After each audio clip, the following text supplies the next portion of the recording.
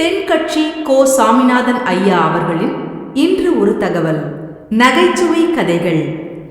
இந்த உலகத்துல எத்தனை வகையான மனிதர்கள் இருக்கிறாங்க, ஒவ்வொரு மனிதனுமே ஒவ்வொரு வகை அப்படிங்கிறாங்க விஞ்ஞானிகள். மனிதர்களை 3 வகையா பிரிக்கலாம் அப்படின்னு சொல்றாங்க மெய்ஞானிகள். இவங்களை பத்திலாம் ஏற்கனவே நாம பேசியிருக்கிறோம்.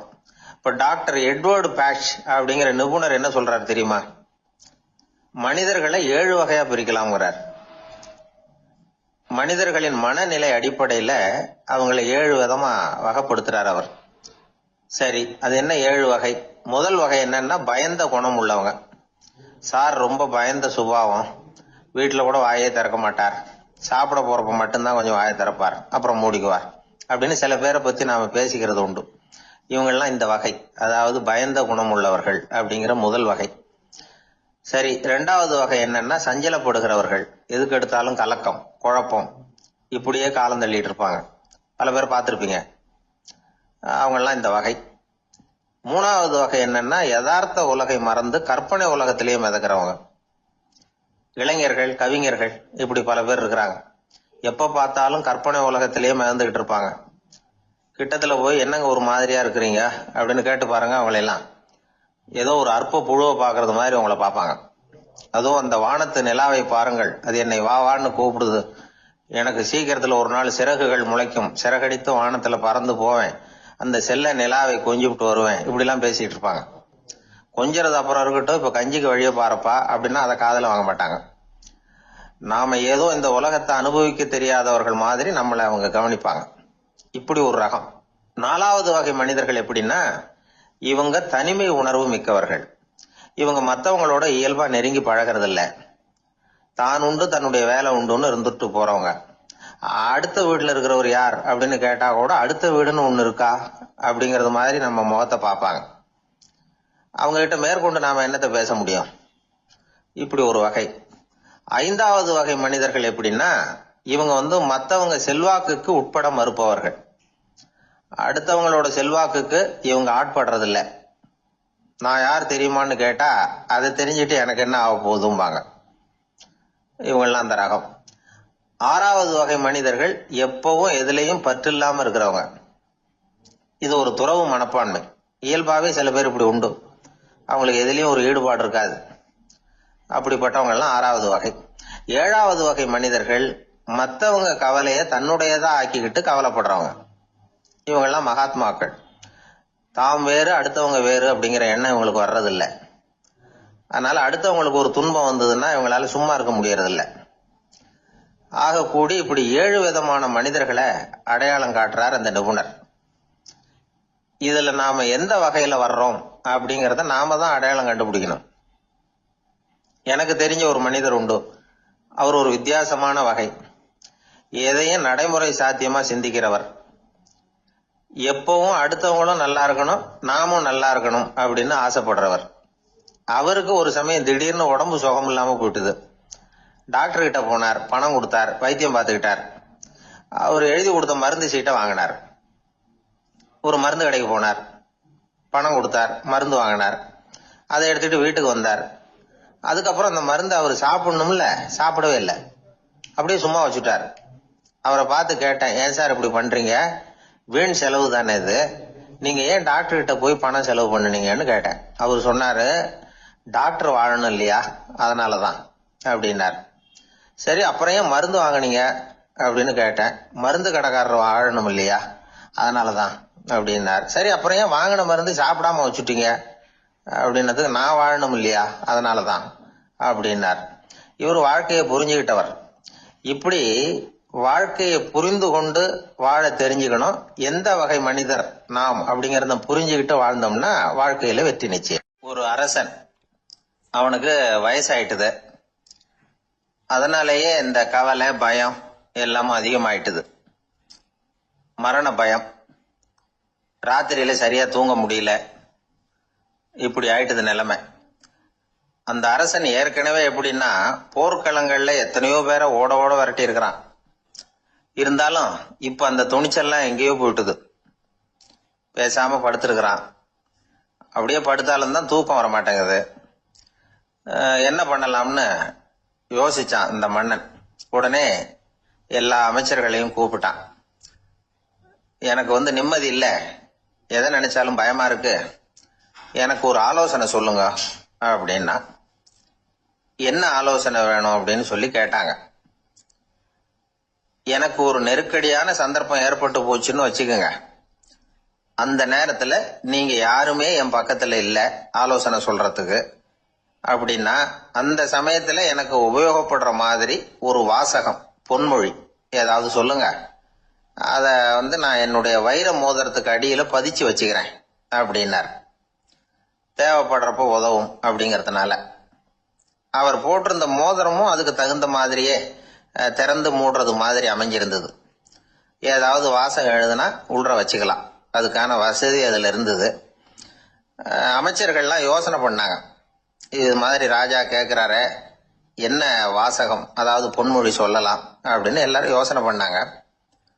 ஒருத்தருக்குமே சரியா தோணல, ஒரே குழப்பமா இருந்தது. ஏன்னா நெருக்கடியான சமயத்துல உபயோகப்படுறது மாதிரி ஒரு பொன்மொழி வேணும்னு சொல்லியிருக்கிறார். அப்படி இப்படி யோசிச்சு பார்த்தா ஒண்ணுமே தோணல. எல்லாரும் குழம்பிக்கிட்டு இருந்த நேரத்துல ஒரு பெரியவர் அந்த பக்கமா வந்தார். அவர் சொன்னார், நான் வேணும்னா அதுக்கு பொருத்தமா ஒரு வாக்கியம் சொல்றேன், ஆனா ஒரு நிபந்தனை. அதை யாரும் ரொம்ப ஆர்வம் காரணமா அவசரப்பட்டு படிச்சிடக்கூடாது. அதை ரகசியமா அந்த மோதிரத்துக்குள்ள எழுதி வச்சுக்கணும்.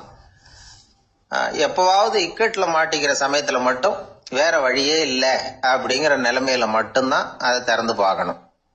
அப்படி நீங்க இருக்கிறதா இருந்தா நான் அதை சொல்றேன் அப்படின்னாரு அந்த பெரியவர். சரின்னு ஒத்துக்கிட்டாங்க எல்லாரும். அதே மாதிரி அவர் ஒரு வாக்கியத்தை சொன்னார்.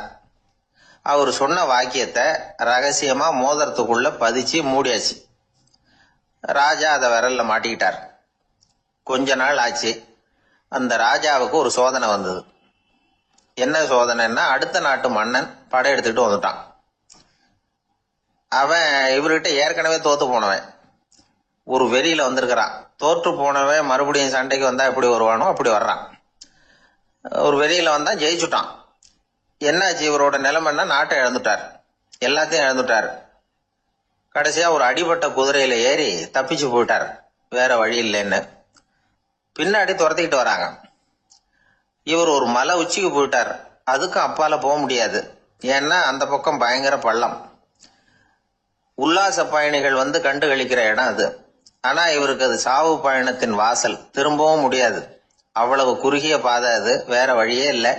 இந்த நேரம் சூரிய ஒளி மோதிரத்துல பட்டு மின்னிச்சு. உடனே இவருக்கு ஞாபகம் வந்தது.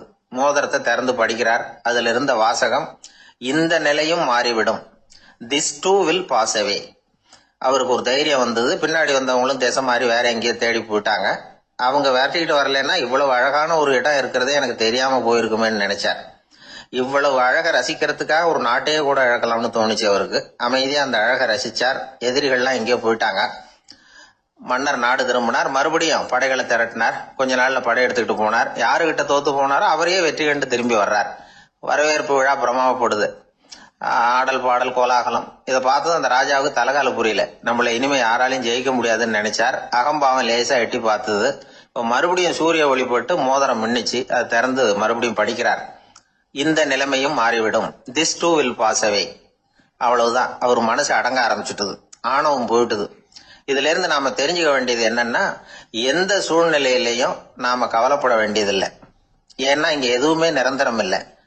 அந்த ராஜா மாதிரியே நம்ம ஆளு ஒருத்தன் ஒரு மோதிரம் போட்டிருந்தான், அதுக்குள்ள அவன் எழுதி வச்சிருந்த வாசகம் எதுக்கும் கவலைப்படாதே அப்படிங்கிறது தான். ஒரு நாள் பயங்கரமான கவலையோட உட்காந்துருந்தான். பக்கத்துல இருந்தவங்க சொன்னாங்க, இது மாதிரி சந்தர்ப்பத்துலதான் நீ உன் மோதிரத்தை திறந்து பார்க்கணும்னாங்க. இவனுக்கு கவலையோட எரிச்சலும் சேர்ந்துக்கிட்டது.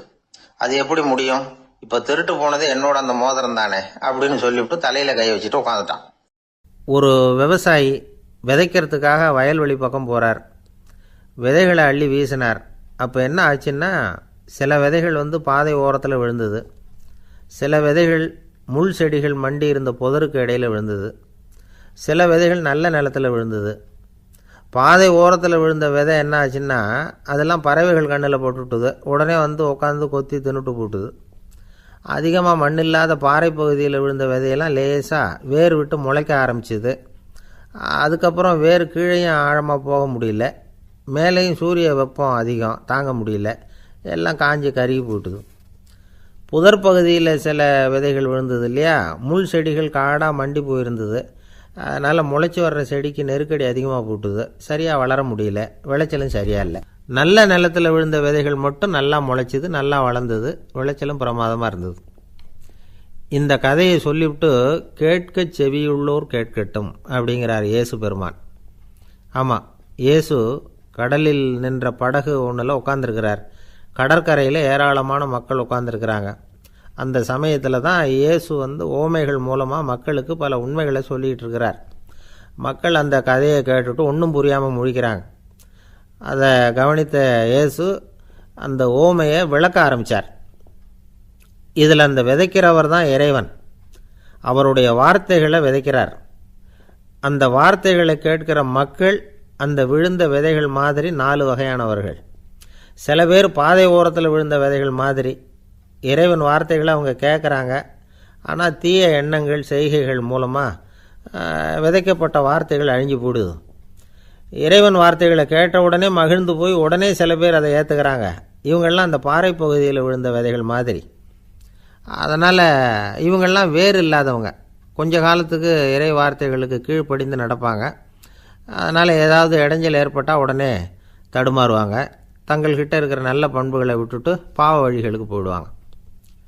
முள் செடிகளுக்கு இடையில் விழுந்த விதைகள் மாதிரி உள்ளவங்க யாருன்னா, இவங்களுக்கு உலக கவலை உண்டு, செல்வத்தின் மீது மயக்கம் உடையவர்கள், உலக ஆசைகள் இவங்களுக்குள்ளே பூந்துடுறதுனால அங்கே இருக்கிற நல்ல பண்புகள் மறைஞ்சு போயிடுது.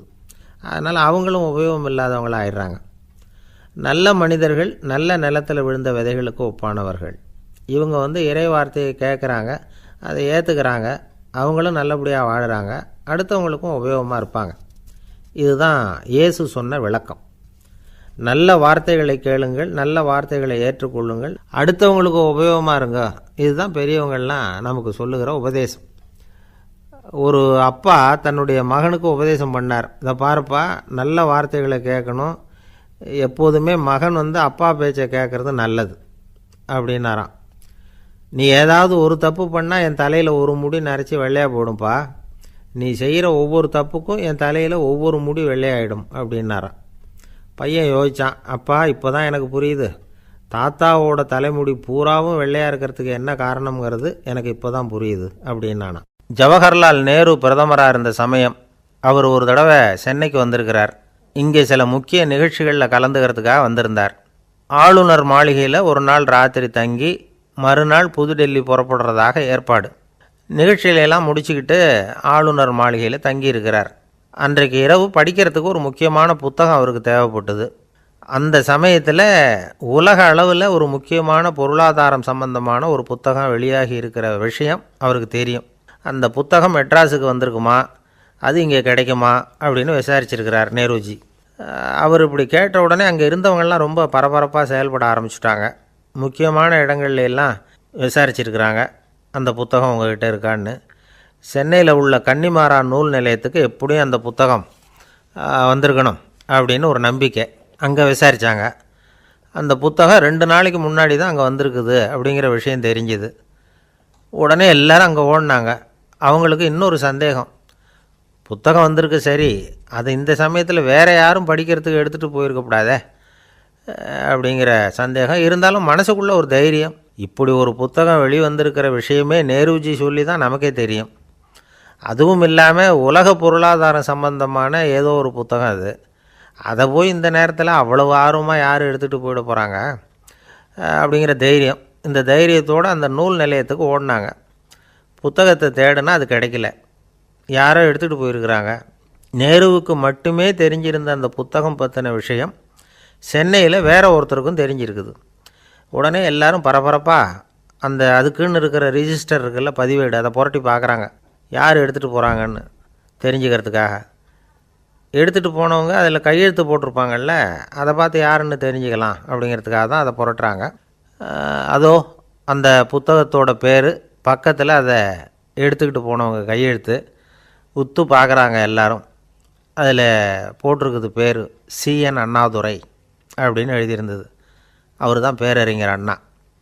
நேரு படிக்க விரும்பின ஒரு புத்தகத்தை அதே நேரம் படிக்க விரும்பின இன்னொரு தலைவர் இவர். படிக்கிறதுல அவருக்கு இருந்த ஆர்வத்தை நாம் தெரிஞ்சுக்கணும்னா அதுக்கு எவ்வளவோ சம்பவங்கள் இருக்குது. கடைசி காலத்தில் அவர் அடையாறு மருத்துவமனையில் படுத்திருக்கிறார். அவருக்கு ஒரு முக்கியமான அறுவை சிகிச்சை செய்ய வேண்டியிருக்குது அவசரமாக. அமெரிக்காவிலேருந்து டாக்டர் மில்லர் வந்திருக்கிறார். அவர்கிட்ட கேட்குறார், டாக்டர் நாளைக்கே அறுவை சிகிச்சை செய்ய போகிறீங்களா அப்படின்னு. ஆமாங்கிறார் டாக்டர் மில்லர். நாளைக்கு மறுநாள் செஞ்சுக்கிறேனே அப்படின்னாரான் அண்ணா. ஏன் ஏதாவது நாள் பார்க்குறீங்களான்னு கேட்டிருக்கார். இல்லை, ஒரு புத்தகத்தை படிச்சுக்கிட்டு இருக்கிறேன், அதை நாளைக்குள்ளே முடிச்சிருவேன், அதுக்கப்புறம் நான் இறந்தாலும் கவலை இல்லை அப்படின்னாரான் இவர். அவர் தான் அறிஞர் அண்ணா. சங்ககால நூல்கள்லேருந்து சமீபத்தில் வந்த நூல்கள் வரைக்கும் எல்லாம் அவர் படிச்சிருக்கிறார். ஒரு திருமண விழாவில் அவர் பேசும்பொழுது சொன்ன விஷயம் இது. சங்க காலத்தில் காதலியை மணக்க விரும்புகிறவனுக்கு அவனுடைய தந்தை வீர சோதனைகள்லாம் வைப்பார். போய் புலிப்பல் கொண்டுக்கிட்டு வா, அப்போ தான் என் பொண்ணை கொடுப்பேன் அப்படின்னு சொல்லுவார்.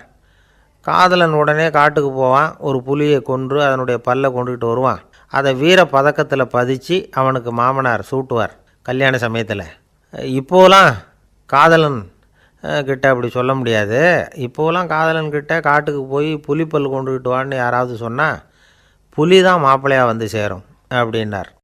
இந்த உலகத்தில் நாம் நல்லபடியாக இருக்கணும்னா அதுக்கு முக்கியமாக தேவைப்படுறது ரெண்டு. ஒன்று செல்வம், இன்னொன்று அறிவு. சரி, இது ரெண்டில் சிறந்தது எது அப்படின்னு ஒரு கேள்வி கேட்டால் என்ன பதில் சொல்கிறது? இதே கேள்வியை ஹஸ்ரத் அலி அவர்கள்கிட்ட கேட்டாங்களாம். அவர் ஒரு பெரிய அறிஞர். கேள்வி கேட்டவங்களும் சாதாரண ஆட்கள் இல்லை, இவங்களும் அறிஞர்கள். ஒரு நாள் ஹஸ்ரத் அலி அவர்கள்கிட்ட 10 அறிஞர்கள் வந்தாங்களாம். ஐயா, நாங்கள் 10 பேரும் உங்ககிட்ட ஒரே கேள்வியை தான் கேட்க வந்திருக்கிறோம், ஆனால் எங்கள் 10 பேருக்கும் நீங்கள் தனித்தனியாக பதில் சொல்ல முடியுமா அப்படின்னு கேட்டிருக்காங்க. அதாவது அவங்க ஒரே கேள்விக்கு இவர்கிட்ட இருந்து 10 விதமான பதில் எதிர்பார்க்குறாங்க. சரி கேளுங்க, என்ன கேள்வி அப்படின்னார் அவர். அப்போ தான் அவங்க கேட்டாங்களாம், செல்வம் அறிவு இது ரெண்டில் சிறந்தது எது? இதுதான் கேள்வி. ஹஸ்ரத் அலி என்ன பண்ணார் தெரியுமா? அவங்கள ஒவ்வொருத்தராக கூப்பிட்டார், ஒவ்வொரு விதமான பதிலை சொல்லி அனுப்புனார். முதல்ல ஒருத்தரை கூப்பிட்டார், சொன்னார், அறிவுங்கிறது தீர்க்கதரிசிகள், ஞானிகள், மகான்கள் இவங்களோட பரம்பரை சொத்து. ஆனால் செல்வங்கிறது கொடுங்கோலரின் ஆயுதம், அதனால் அறிவு தான் சிறந்தது அப்படின்னார். ரெண்டாவது ஆளை கூப்பிட்டார், உங்ககிட்ட செல்வம் இருந்தால் நீங்கள் தான் அதை காப்பாற்றணும், ஆனால் அறிவு உங்களை எப்பவும் காப்பாற்றும், ஆகவே அறிவு தான் சிறந்தது அப்படின்னார். மூணாவது ஆளை கூப்பிட்டார், செல்வந்தனுக்கு எப்போதும் விரோதிகள் அதிகம், ஆனால் அறிஞனுக்கு நண்பர்கள் அதிகம், அதனால் அறிவு தான் சிறந்ததுன்னார். அடுத்தவரை கூப்பிட்டார், செல்வம் அடுத்தவங்களுக்கு கொடுக்க கொடுக்க குறையும், ஆனால் கல்விங்கிறது அதிகரிச்சுக்கிட்டே வரும், கொடுக்கறதுனால குறையாது, அதனால் அறிவு தான் சிறந்ததுன்னார். இன்னொருத்தரை கூப்பிட்டார், அறிவுள்ளவன் எப்பவும் அதை அடுத்தவங்களுக்கு வாரி வழங்கிக்கிட்டே இருப்பான், அதனால் அவங்ககிட்ட தாராளத்தன்மை இருக்கும், ஆனால் செல்வந்தன்கிட்ட கஞ்சத்தனம் தான் இருக்கும், அதனால் அறிவு தான் சிறந்ததுன்னார். ஆறாவது நபரை கூப்பிட்டார், செல்வத்தை கள்வர்கள் திருடிட்டு போக முடியும், ஆனால் அறிவை அப்படி திருடிட்டு போக முடியாது அப்படின்னார்.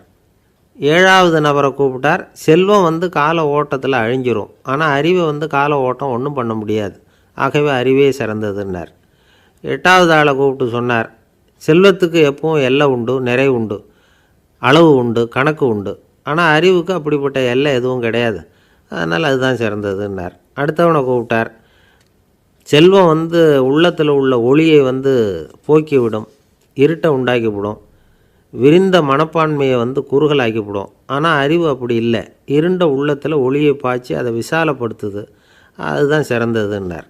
கடைசியாக 10வது நபரை கூப்பிட்டார், செல்வம் மனசில் செருக்கை உண்டாக்குது, ஆணவத்தை ஏற்படுத்துது, அதனால் நானே கடவுள்னு நினைக்கிற அளவுக்கு மனுஷனை தாழ்த்தி விடுது, ஆனால் அறிவு பணிவையும் பண்பாட்டையும் வளர்க்குது, அதனால் அறிவு தான் சிறந்ததுன்னார். ஆக இப்படி 10 பேருக்கும் 10 விதமாக பதில் சொன்னது மூலமாக ஹஸ்ரத் அலி அவர்கள் அறிவு தான் செல்வத்தை விட சிறந்தது அப்படிங்கிறதுக்கு 10 காரணங்களை சுட்டி காட்டியிருக்கார். அந்த அறிஞர் 10 பேர் கேட்ட ஒரே கேள்விக்கு 10 பதில் சொன்னார். நமக்கு வேண்டிய ஒருத்தர் 10 பேர் கேட்ட கேள்விக்கு ஒரே பதில் சொல்லி சமாளித்தார். கேள்வி என்ன தெரியுமா? என்கிட்ட வாங்கின கடனை எப்போயா திருப்பி கொடுக்க போகிற? இதுதான் அந்த 10 பேரும் கேட்ட ஒரே கேள்வி. இந்த மாதம் 26ஆம் தேதி தந்துடுறேன் அப்படிங்கிற ஒரே பதில் சொல்லி அவ்வளவு பேரையும் இவர் அனுப்பி வச்சுட்டாராம். எல்லாரும் போனதுக்கப்புறம் இவரை தனியாக கூப்பிட்டு கேட்டிருக்கிறாங்க. அது என்ன சார் கணக்கு, 26ஆம் தேதி அன்னைக்கு என்ன அதிசயம் நடக்க போகுது அப்படின்னு கேட்டிருக்காங்க. அதிசயம் அன்னைக்கு இல்லை, அதுக்கு முத நாளே நடக்க போகுதுன்னாராம். விவரமாக சொல்லுங்கன்னு இருக்காங்க. வேறு ஒன்றும் இல்லைங்க, 26ஆம் தேதி தானே எல்லாரையும் வர சொல்லியிருக்கிறேன், அதுக்கு முத நாளே நான் புறப்பட்டு தலைமறைவாயிட போகிறேன் அப்படின்னாராம் ரொம்ப பெருமையாக. துருக்மேனியாவில் அஷ்காபாத் அப்படின்னு ஒரு நகரத்தில் ஒரு புவியியல் விஞ்ஞானி இருந்தார். அவர் ஒரு நாய்க்குட்டி வளர்த்தார். ஒரு நாள் முன்னிரவு நேரம் ஒரு மேஜைக்கு முன்னாடி உட்காந்து அந்த விஞ்ஞானி ஏதோ கணக்கு போட்டுக்கிட்டு இருக்கிறார். அவருக்கு ஒரு சின்ன பெண் குழந்தை, அது தொட்டிலில் தூங்கிட்டு இருக்குது. அந்த நாய்க்குட்டியும் ஒரு மூலையில் படுத்து அது பாட்டுக்கு தூங்கிட்டு இருந்தது. ஒரே அமைதி.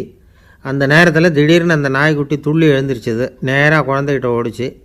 அந்த குழந்தைய அது போட்டிருந்த ட்ரெஸ்ஸோடு சேர்த்து கவ்வி தூக்குச்சு. தூக்கிக்கிட்டு வாசல் பக்கம் ஓடிச்சு. நாய்க்குட்டி குழந்தைய கவ்வி தூக்க முடியுமாங்கிற சந்தேகம் உங்களுக்கு இல்லையா? நீங்கள் நம்மூர் நாய்க்குட்டியவே பார்த்து பழக்கப்பட்டிருக்கீங்க, அதனால் நம்புறதுக்கு சிரமமாக இருக்கும். அந்த ஊர்லெலாம் அது ரொம்ப ஸ்ட்ராங்காக இருக்கும், ஒரு ஏதோ கண்ணுக்குட்டி மாதிரி இருக்கும். விஞ்ஞானி அதை பார்த்துட்டார். உடனே அந்த நாய்க்கு வெறி பிடிச்சிட்டுதுன்னு முடிவு பண்ணிவிட்டு தன்னோட கை துப்பாக்கி எடுத்துக்கிட்டு ஓடி வந்தார். அவர் வெளியில் நாய்க்குட்டி எங்கே அப்படின்னு பார்த்து தேடுறார். அந்த நேரத்தில் அந்த வீடு இடிஞ்சு விழுது. காரணம் பூமி அதிர்ச்சி. இப்படி பூமி அதிர்ச்சி உண்டாக போகுதுங்கிறது அந்த நாய்க்குட்டிக்கு முன்னாடியே தெரிஞ்சு போச்சு. அதுதான் குழந்தைய தூக்கிட்டு வெளியில் ஓடி வந்திருக்குது. அது மூலமாக அந்த குடும்பத்தையே காப்பாற்றிருக்குது அந்த நாய்க்குட்டி. இந்த சம்பவம் நடக்கிறதுக்கு 3 நாளைக்கு முன்னாடியே சில பிராணிகளுக்கு இப்படி நடக்க போகுதுங்கிறது தெரிஞ்சிருக்குதான். ஆமாம், அந்த நகரத்தில் 3 நாளைக்கு முன்னாடியே பாம்பு, பல்லி இதெல்லாம் அது தங்கியிருந்த வலையை விட்டு வெளியில் ஓடி வந்துட்டுது. அதே மாதிரி அங்கே இருந்த புறாவெல்லாம் பறந்து போயிடுச்சான். இதே மாதிரி யுகோஸ்லோவியாவில் கூட ஒரு நகரம், அங்கே ஒரு நாள் ராத்திரி ஒரு மிருக காட்சி சாலையில் திடீர்னு ஒரு பெரிய கலவரம், கூச்சல், குழப்பம். அங்கே இருந்த கழுதை, புலி, யானை, பறவை எல்லாம் கண்ணாபின்னான்னு கத்த ஆரம்பிச்சுட்டுது. நேர் யானை அதுக்குன்னு போடப்பட்டிருந்த தடுப்பையே தாண்டி குதித்து வெளியில் வந்துட்டு தான். மறுநாள் தான் எல்லாருக்கும் விஷயம் புரிஞ்சுது. அடுத்த நாள் காலையில் அங்கே பூமி அதிர்ச்சி உண்டாயிட்டுது. இப்போ பாருங்கள், அதாவது மனுஷனை போய் தீர்க்க தரிசி அது இதுன்னு சொல்லிகிட்டு இருக்கிறோம். இவனை விட அது பரவாயில்லைன்னு தோணுது. அதாவது மிருகங்கள் ஒன்று நடக்க போகுதுங்கிறத முன்னாடியே புரிஞ்சுக்குதே. சரி, இதெல்லாம் எப்படி அது முன்கூட்டி புரிஞ்சுக்குது? அதுதான் படைப்பு ரகசியம். அதை கண்டுபிடிக்கிறதுக்கு தான் மனுஷன் ஆராய்ச்சி பண்ணிகிட்டு இருக்கிறான். விஞ்ஞானிகளோட ஆராய்ச்சியெல்லாம் ஒரு பக்கம் இருக்கட்டும், வீட்டுக்குள்ளேயே சில ஆராய்ச்சி பண்ணி பாருங்களேன். இப்போ சில யோசனை சொல்லி அதை சோதனை பண்ணி பாருங்க அப்படின்னு ஒருத்தர் சொன்னாராம். அதாவது இப்போ மழை வருமா வராதா அப்படின்னு தெரிஞ்சுக்கணுமா, உடனே ஒரு பூனைக்குட்டி பின்னாடியே மெதுவாக போய் அது என்ன செய்யுதுன்னு கவனித்து பார்க்கணும். பூனைக்குட்டி தன்னோட பாதத்தினால சுகத்தில் அப்படி கீறிக்கிட்டு இருக்கும். அப்படி கீறினா கண்டிப்பாக மழை வரும். சில சமயம் பூனைக்குட்டி அப்படியே மல்லாந்து படுத்துக்கிட்டு பாதத்தை உயர தூக்கும், அப்படியும் இப்படியும் புரளும். இப்படி செஞ்சதுன்னா அன்னைக்கும் மழை இருக்காது. அதனால் முன்னாடி இருந்தது மழை வர்றதுக்கு அறிகுறி, இது மழை இல்லைங்கிறதுக்கு அறிகுறி. பறவைகள், பிராணிகள் இதுகளோட நடவடிக்கைகளை பார்த்துட்டு அதையெல்லாம் அடிப்படையாக வச்சு தான் காலநிலையை கண்டுபிடிக்கிற கருவிகளை கண்டுபிடிச்சிருக்கிறாங்க. வாத்து இருக்குல்ல, சில சமயம் தன்னோட அழகை தன்னோட இறகுகளில் அப்படியே புதைச்சிக்கும். அப்படி செஞ்சால் குளிர்காலம் வரப்போகுதுன்னு அர்த்தம். பருவநிலை குளிராக மாறப்போகுதுங்கிறதுக்கு இதுதான் அறிகுறி. சிட்டுக்குருவி இருக்குதுல்ல, அதெல்லாம் புழுதியில் உழுந்து புரளும், சிறகுகளை படபடன்னு அடிச்சுக்கும். அப்படி செஞ்சால் மழை வரப்போகுதுன்னு அர்த்தம். ஒன்று மட்டும் நாம் நல்லா தெரிஞ்சுக்கணும், இயற்கையின் சீற்றம்னு சொல்கிறோம் இல்லையா, இயற்கை ஏன் நம்ம மேலே கோவப்படுது? இயற்கையை நாம் அனுசரித்து போகிறதில்ல, அதனால் கோவப்படுது. காடுகளை அழிக்கப்படாது, விலங்குகளை கொல்லக்கூடாது, இயற்கை ஏற்படுத்தி வச்சுருக்கிற சமநிலையை கெடுக்கக்கூடாது. அதை புரிஞ்சுக்கிட்டு வாழ்ந்தோம்னா பூமியும் நடுங்காது, நாமளும் நடுங்க வேண்டிய அவசியம் இருக்காது. ஒருத்தர் இருந்தார், சாராய கடைக்கு போனாராம், நிறைய சாப்பிட்டார். அப்புறம் சொன்னார், இது ரொம்ப அற்புதமான சரக்கு போல் இருக்குது, உள்ளே போன உடனே இந்த பூமியே நடுங்கிறது மாதிரி இருக்குது எனக்கு அப்படின்னாராம். இதுக்கு கடைக்காரர் சொல்லியிருக்கார், நீங்கள் சாப்பிட்டது வெறும் பச்சை தண்ணி தாங்க, இப்போ ஏற்பட்டிருக்கிறது நிஜம் பூமி அதிர்ச்சி அப்படின்னாராம். ஒரு ஊரில் ஒரு ராஜா இருந்தார். அந்த ராஜாவுக்கு ஒரு மந்திரி. ராஜா ரொம்ப நியாயமானவர், நேர்மையானவர், கண்டிப்பானவர். தப்பு செய்கிறது யாராக இருந்தாலும் தண்டனை கொடுப்பார். வேண்டியவங்களுக்கு ஒரு நியாயம், வேண்டாதவங்களுக்கு ஒரு நியாயங்கிறதெல்லாம் அவர்கிட்ட கிடையாது. ஒரு சமயம் அரசவையில் அந்த அமைச்சரே விதிமுறைகளுக்கு புறம்பாக ஏதோ நடந்துக்கிட்டு இருக்கார். மன்னருக்கு கோபம் வந்துட்டுது. உடனே அந்த அமைச்சரை கிட்டத்தில் கூப்பிட்டு அவர் கன்னத்தில் ஓங்கி ஒரு அறை கொடுத்துட்டாராம். உடனே அந்த அமைச்சர் என்ன பண்ணார் தெரியுமா, நேராக போனார், அங்கே நின்றுக்கிட்டு இருந்த இன்னொருத்தர் கன்னத்தில் ஓங்கி அரைஞ்சார். அறை வாங்கினவர் திகைச்சு போயிட்டார். இவர் ஏன் நம்மளை அரைகிறார் அப்படின்னு யோசனை பண்ணார். மன்னரும் திகைச்சு போயிட்டார். நாம் இவர் அரைஞ்சா அதுக்காக இவர் போய் இன்னொருத்தரை அரையணுமா அப்படின்னு யோசனை பண்ணார் அவர். இவருக்கு என்ன பைத்தியமானு கூட நினைக்க ஆரம்பிச்சிட்டார். ஆனால் என்ன ஆச்சுன்னா, அப்புறம் அமைச்சர் அவர் கவனிச்சிக்கிட்டு இருந்தாரா, அவர் இன்னொருத்தரை அரைஞ்சார் இல்லையா, அந்த அரை வாங்கின ஆசாமியை பார்த்து கத்திக்கிட்டு இருந்தார். யார்? அமைச்சர். ஏன்பா என்கிட்ட அறையை வாங்கிக்கிட்டு இப்படி விவரம் இல்லாமல் நின்றுக்கிட்டு இருக்கிறியே, நான் உனக்கு கொடுத்ததை நீ வேறு யாருக்கிட்டையாவது கொடுத்துரு அப்படின்னார். உடனே அந்த ஆள் பார்த்தான், தனக்கு அடுத்தபடியாக நின்றுக்கிட்டு இருந்தவனை ஓங்கி ஒரு அரை அரைஞ்சான். அவன் கன்னத்தை தடவிட்டே யோசனை பண்ணான். இது ஏதோ புரிஞ்சுக்கிட்ட மாதிரி அடுத்தாப்பில் நின்றுக்கிட்டு இருந்தவனை அரைஞ்சான். இப்படி இந்த அறை மாறி மாறி போய்கிட்டே இருக்குது. ஊர் பூரா பிரயாணம் பண்ண ஆரம்பிச்சுட்டுது. அன்றைக்கி ராத்திரி அந்த ராஜா படுக்கிறதுக்காக போனார். அந்த நேரம் பார்த்து அவர் கன்னத்தில் பலார்னு ஒரு அறை விழுந்தது. நம்மளே அரையிறது யார் அப்படின்னு அதிர்ச்சியோட மன்னர் திரும்பி பார்க்குறாரு. அரைஞ்சது அவரோட மனைவி. என்னாச்சு உனக்குன்னு கத்துனார் ராஜா. உங்களுக்கு தெரியாதா, ஊர் பூரா ஒருத்தர் மாற்றி ஒருத்தர் மூலமாக இந்த அறை பிரயாணம் பண்ணிட்டு வருது அப்படின்னாங்க அந்த அம்மா. அப்படின்னா ஆரம்பித்த இடத்துக்கே வந்துட்டுதா அப்படின்னாராம் மன்னர். என்ன சொல்கிறீங்கன்னு கேட்டிருக்காங்க. இவர் விவரத்தை சொன்னாராம். அப்படின்னா நீங்கள் ஆரம்பித்து வச்ச இந்த விளையாட்டை நான் முடிச்சு வச்சுட்டேன் அப்படின்னாங்களாம் அந்த அம்மா. மறுநாள் காலை மறுபடியும் அரசவை கூடிச்சு. அந்த அமைச்சர் மன்னரை பார்த்து கேட்டார், என்ன மகாராஜா, என்கிட்ட கொடுத்ததை திருப்பி வாங்கிட்டீங்களா அப்படின்னாராம். இப்படி நடக்கும்னு நான் எதிர்பார்க்கவே இல்லைன்னார் மன்னர். ஆனால் நான் எதிர்பார்த்தேன். அது எங்கே போயிட போகுது, ஊர் பூரா சுற்றி கடைசியில் உங்ககிட்ட தான் சேரும் அப்படிங்கிறது எனக்கு தெரியும் அப்படின்னாராம் அமைச்சர். இந்த கதை வேடிக்கையாக இருந்தால் கூட இதில் உள்ள கருத்து முக்கியமானது. இந்த உலகத்தில் பல கருத்துக்கள் இப்படி தான் மாறி மாறி சுற்றி வந்துக்கிட்டே இருக்குது. நம்மால் ஒருத்தன் தன்னுடைய நண்பன் ஒருத்தனை கடத்தெருவில் பார்த்தான். உடனே ஓடி போய் பலார்னு ஒரு அறை கொடுத்தானான். அவன் கன்னத்தை தடவிட்டு ஏன்டா என்னை அரைஞ்சேன்னு கேட்டிருக்கான். நீ ஏன்டா என்னை முட்டாள்னு என் மனைவிட்ட போய் சொன்னேன் அப்படின்ட்டுருக்கான் அவன். உன்னை ஒரு முட்டாள்னு சொன்னதுக்காகவா நீ என்னை அரைஞ்சே அப்படின்னு கேட்டிருக்கான் இவன். டேய், நான் அதுக்காக அறையலப்பா, அது ஒரு பெரிய ரகசியம் நான் முட்டாளுங்கிறது. அந்த ரகசியத்தை நீ ஏன் எங்கள் வீட்டில் போய் சொன்னேன், அதுக்காக தான் அரைஞ்சேன் அப்படின்னு நான் அவன். பக்தின்னு சொல்கிறோம் இல்லையா, அது 3 வகைப்படும் அப்படிங்கிறார் ஒரு பெரியவர். அது என்ன 3 வகைன்னா, தெய்வ பக்தி, அடியார்கள் பக்தி, குரு பக்தி. அடியார் பக்தியை விட தெய்வ பக்தியை விட குரு பக்தி தான் ரொம்பவும் சிறந்ததுங்கிறார் அவர். தெய்வத்துக்கிட்ட செஞ்ச பாவம் குருநாதர்கிட்ட தீர்ந்துருமா, குருநாதர்கிட்ட செஞ்ச பாவம் தெய்வத்துக்கிட்ட போனாலும் தீராதான். இப்படி பெரியவங்களாம் சொல்லி வச்சுருக்கிறாங்க. ஒரு காடு, அங்கே அயோத தௌமியர் அப்படின்னு ஒரு தபோதனர். அவர் பல மாணவர்களை ஒன்றா சேர்த்து ஒரு குருகுலம் நடத்திக்கிட்டு இருக்கிறார். பல தரப்பட்டவங்க பல திறப்பட்டவங்க மாணவர்கள் அதில் சேர்ந்து படிச்சுக்கிட்டு இருக்கிறாங்க. பாஞ்சால ராஜகுமாரன் ஒருத்தனும் அந்த குருகுலத்தில் சேர்ந்து படிச்சுக்கிட்டு இருக்கிறான். அவன் பேர் ஆருணி. பெரிய இடத்து புள்ள, இருந்தாலும் படுப்பில் ரொம்ப கெட்டிக்காரனாக இருந்தான். அவன் தான் அங்கே முதல் மாணவன். ஒரு நாள் குருநாதர் அந்த அரசகுமாரனை கூப்பிட்டார். நம்ம குருகுலத்துக்கு சொந்தமான வயலில் தண்ணீர் பெருகி வெள்ளம் பயிரை அழிக்குதான், அதனால் நீ போய் மடையை அடைச்சிட்டு வந்துரு அப்படின்னார். அந்த அரசகுமாரன் உடனே புறப்பட்டான். குருநாதர் சொல்லிட்டார்ல, உடனே புறப்பட்டான். நான் பெரிய இடத்து பிள்ளையாச்சே, ராஜகுமாரனாச்சே, ரொம்ப செல்வாக்கூட வளர்ந்தவனாச்சே, நான் போய் வயலில் இறங்கி வேலை செய்கிறதா அப்படின்னுலாம் அவன் நினைக்கல. குருநாதர் கட்டளையை நிறைவேற்ற வேண்டியது நம்ம கடமை அப்படின்னு நினச்சான். உடனே ஒரு மண்வெட்டியை தூக்கி தோளில் வச்சுக்கிட்டு புறப்பட்டு போயிட்டான். வயலுக்கு போனான். பார்த்தான், தண்ணி கரையை உடச்சிக்கிட்டு வயலுக்குள்ளே ஏகமாக பாஞ்சிக்கிட்டு இருக்குது. இவன் மண்வெட்டியால் களிமண்ணை புல்லோடு சேர்த்து புல் பற்ற மாதிரி வெட்டி வெட்டி போட்டான். இருந்தாலும் மடையை அடைக்க முடியல. தண்ணி அதை மீறி வந்துக்கிட்டே இருக்குது. தண்ணி வேகமாக வயலுக்குள்ளே போய்கிட்டே இருக்குது. போடுற பத்தையெல்லாம் கரைஞ்சி கரைஞ்சி போயிட்டுருக்கு. இருந்தாலும் இவன் தன்னுடைய முயற்சியை கைவிடலை. வெட்டி வெட்டி போட்டுக்கிட்டே இருக்கிறான். காலையில் அங்கே போனவன் சாயந்தரம் வரைக்கும் இப்படி செஞ்சுக்கிட்டு இருக்கிறான். உடம்பும் மனசும் ரொம்பவும் சோர்ந்து போச்சு.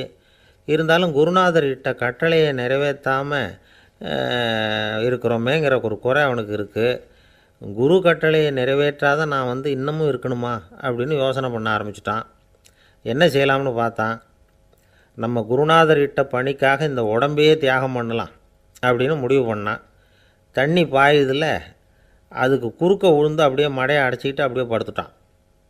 இது மற்றவங்களுக்கு தெரியாது. அன்னைக்கு ராத்திரி ஒரு விளக்கு முன்னாடி உட்காந்து குருநாதர் பிள்ளைங்களுக்கு பாடம் சொல்லி கொடுத்துக்கிட்டு இருக்கிறார். வரிசையில் இருக்கக்கூடிய ராஜகுமாரனை காணலை. நம்ம ஆருணி எங்கே போனா அப்படின்னு சொல்லி மற்ற மாணவர்களை விசாரித்தார். இப்போ அவங்க சொன்னாங்க, சுவாமி அவன் காலையில் வயலுக்கு வந்து மடையை அடைக்கிறதுக்காக போனான், நீங்கள் தான் போக சொன்னீங்க, இன்னும் திரும்பி வரல அப்படின்னு அவர் பையன். குருநாதர் உடனே ஒரு தீவெட்டி எடுத்துக்கிட்டு மாணவர்களை அழைச்சிக்கிட்டு வயலுக்கு போனார். அங்கே போய் பார்த்தா ஆளை காணும். ஆருணி ஆருணின்னு சொல்லி சத்தம் போட்டு கூப்பிட்டு பார்க்குறார். நான் இங்கே இருக்கேன் குருநாதா அப்படின்னு காலுக்கு அடியிலேருந்து ஒரு சத்தம் வருது. குனிஞ்சு பார்த்தா அவன் மடையில் படுத்துருக்குறான். என்னப்பா இதுன்னார். காலையிலேருந்து இந்த மடையை அடைச்சி பார்த்தேன் சுவாமி, முடியல, அதனால் இப்படி குறுக்க படுத்துட்டேன், என்னை தாண்டறதுக்கு பயந்து போய் தண்ணியே தேங்கி நின்றுட்டுது அப்படின்னா. அவனுடைய குரு பக்தியையும் அவனை தாண்டறதுக்கு அஞ்சு நிற்கிற தண்ணி தேக்கத்தையும் பார்த்துட்டு எல்லாரும் ரொம்ப ஆச்சரியப்பட்டு போயிட்டாங்களாம். ஆருணி எழுந்திரிச்சு வா அப்படின்னு கூப்பிட்டாரான் குருநாதர்.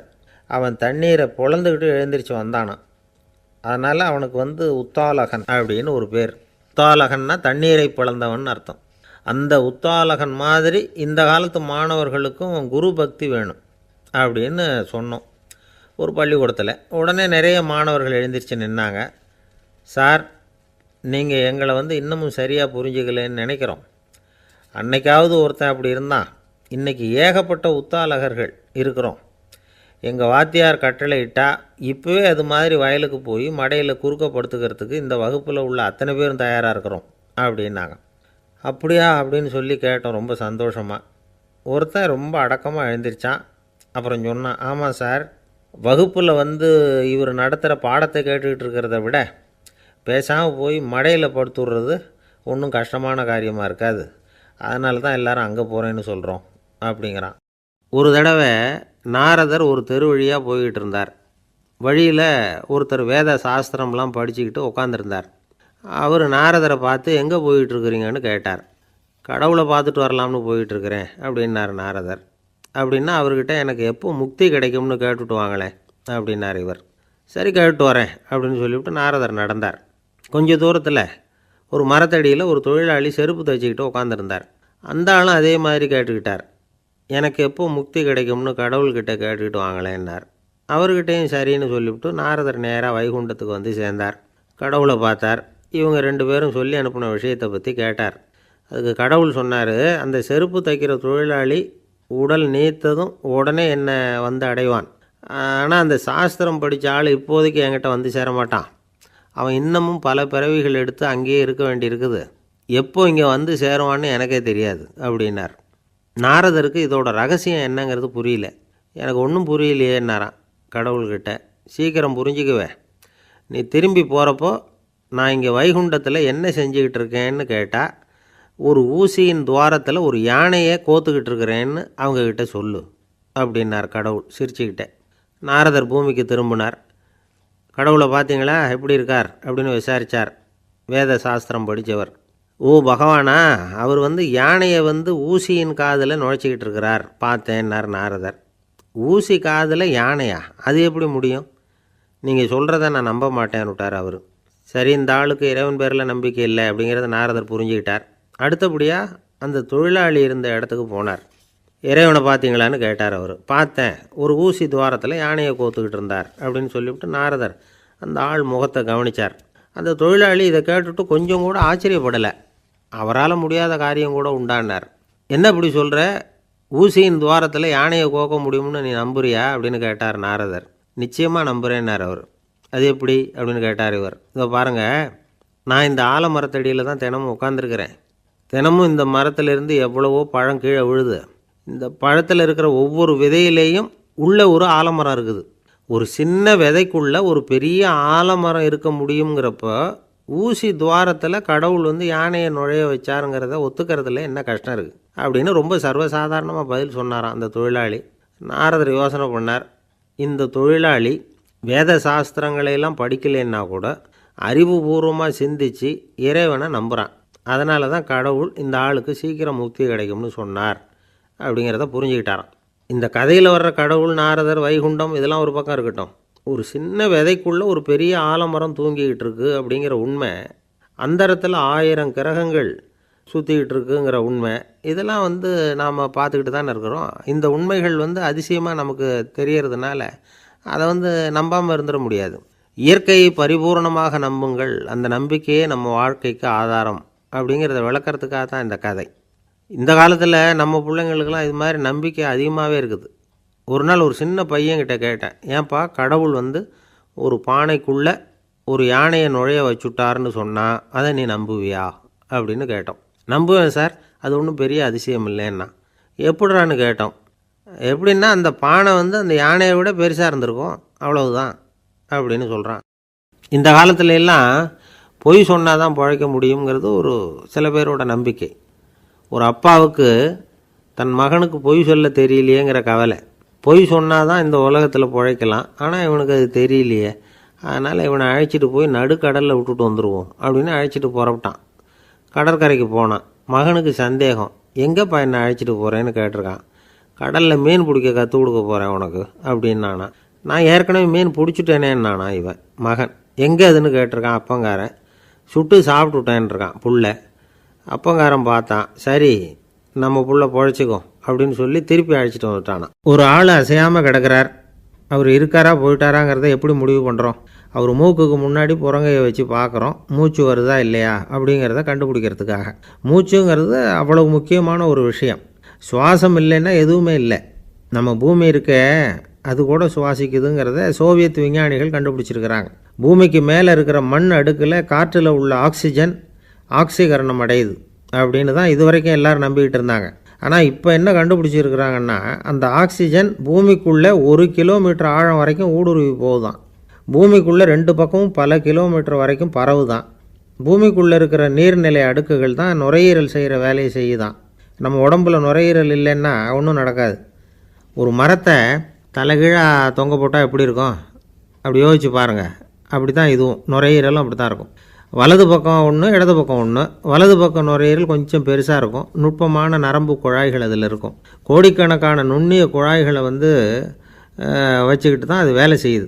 25 கோடி குழாய்கள் இருக்கும். அதை அப்படியே முழுசாக பிரித்து பரப்புனா ஒரு டென்னிஸ் கோர்ட்டில் பாதி பரப்பளவு இருக்குமா. நுரையீரல் நிறம் கருஞ்சிவப்பு தான். புகை அதிகமாக உள்ளே போச்சுன்னா அது கருப்பாயிடுது. காற்றுல உள்ள பிராணவாயுவை இது இழுத்து எடுத்துக்கிட்டு ரத்தத்தை சுத்தப்படுத்துகிற முக்கியமான வேலையை இது செய்யுது. அசுத்த காற்றை வெளியில் அனுப்பி வச்சுருது. ஒருத்தர் வேகமாக ஓடி வரார், அவருக்கு மூச்சு இறைக்கும். பயங்கரமாக எதையாவது பார்த்து விடுறார், உடனே மூர்ச்சை ஆகிடுவார். இது மாதிரி சமயங்களில் வேறு எந்த தூண்டுதலும் இல்லாமல் நுரையீரல் தானாகவே இயங்கும்.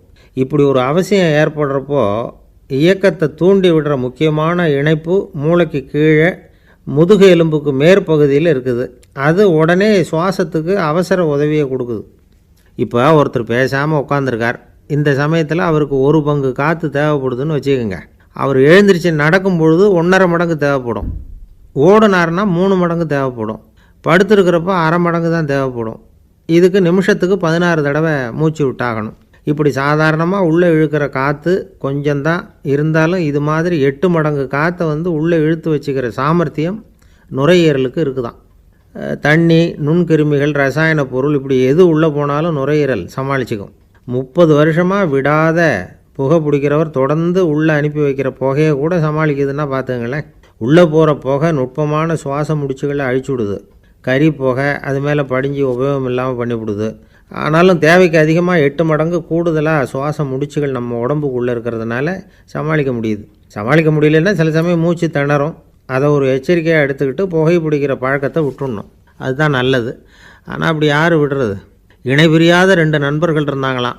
2 பேரும் விடாமல் சிகரெட்டு குடிக்கிறவங்க. அதில் ஒருத்தன் செத்து போட்டான். இன்னொருத்தன் அதுக்கப்புறம் 2 சிகரெட்டாக குடிக்க ஆரம்பித்தானான். ஏன் இப்படி பண்ணுறேன்னு கேட்டிருக்காங்க. நான் ஒரு சிகரெட்டு தான் குடிக்கிறேன், செத்து போன என்னுடைய ஃப்ரெண்டு இருக்கானே செத்து போனவன், அவனுக்காக இன்னொரு சிகரெட்டு குடிக்கிறேன் அப்படின்னு நானான். இது ரொம்ப ஆபத்து, விட்டுடு அப்படின்னு சொல்லியிருக்காங்க. சரின்னு ஒத்துக்கிட்டான். ஆனால் அதுக்கப்புறமும் ஒரு சிகரெட் விதமாக குடிச்சிக்கிட்டே இருந்தான். சிகரெட்டு பழக்கத்தை நீ இன்னும் விடலையான்னு கேட்டாங்களாம்.